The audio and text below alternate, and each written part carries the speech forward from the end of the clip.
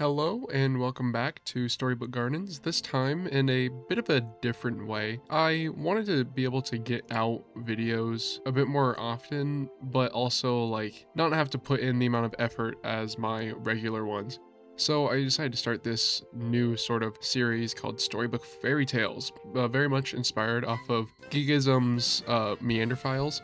Basically just going to be making smaller things within the park, basically kind of like one-off videos that you don't really need to watch in order, just making one single thing.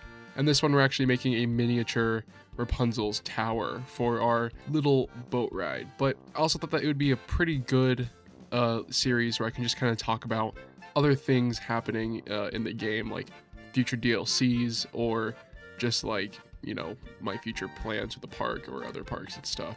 So starting off with sort of the elephant in the room, the channel rebranding, I wanted the channel to more accurately display what I want to post regarding theme park content and even maybe some real life theme park content. I've been thinking about doing that for a little while. I do that over on my TikTok, which is also called Taco Dog Thrills. I didn't create it that long ago, but I post a lot of live action content the parks I actually go to, my ratings on the coasters. Those will probably be coming over to YouTube Shorts soon because it's such a easy platform to post to. But yeah, I kind of wanted to unify the platforms and just more accurately display what this channel is all about. So just recently we actually just got the Studios pack or Silver Screen pack announced for Planet Coaster 2, and I am very excited for this because it actually looks like we're getting the old Studios pack back in this. If we look at the gameplay video that Frontier released, they refer to it as a theme in the pack, much like how the toy box, that's probably a bad example. The Sorcery pack has the townhouse theme, and then the castle theme.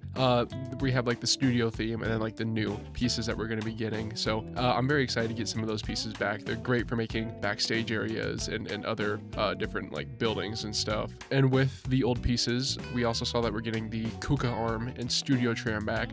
Both of which are great rides. The Kuka Arm is an absolutely amazing dark ride that can be used in a ton of parks, and then the Studio Tram I think is actually used more as a parking tram. I mean, that's definitely how I would use it, because the current bus that we have in the game is very bus / shuttle but we don't really have a parking tram that Disneyland has like that. I think that's a very good ride that we have back. It's one that I thought that was missing. We also have a Zamperla Aerojet, it looks like, coming back, which is amazing, and it's D-themed. I did make a custom one for one of my old parks, but now I can actually make it use and stuff.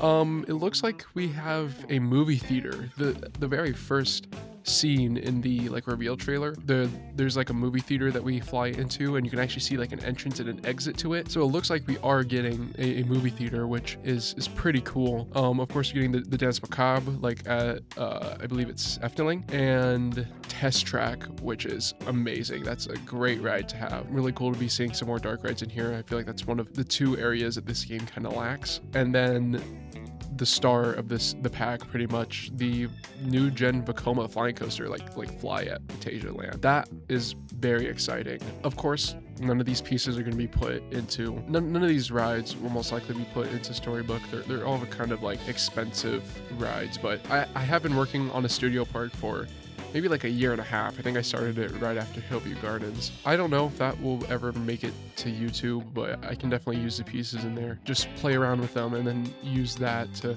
put in Storybook. I'm very excited for the scenery pack. It definitely looks like the best one that we have gotten so far. As far as pricing goes, I think that we can actually assume it to be similar to the current DLCs, like the Sorcery pack or the Parades pack, because I don't think it's adding any new features. They haven't advertised it, so I would doubt that it's actually adding that.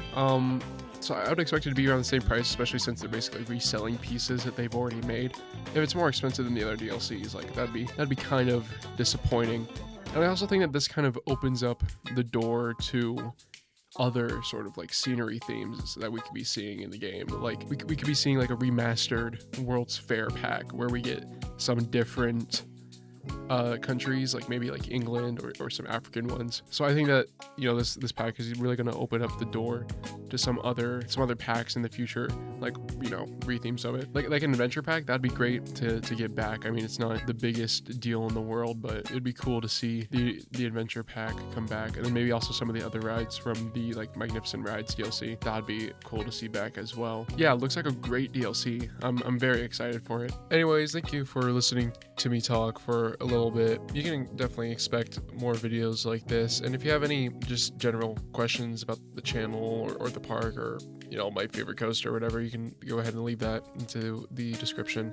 Hopefully the next like full episode of Storybook will be coming out soon. I have been working on it like all summer, but just working on like, you know, several areas of the park, like how I, you know, usually like to work, takes a little bit longer to get videos out, so I do apologize for that, but I am trying my best. Thank you everyone for watching, and I'll see you later.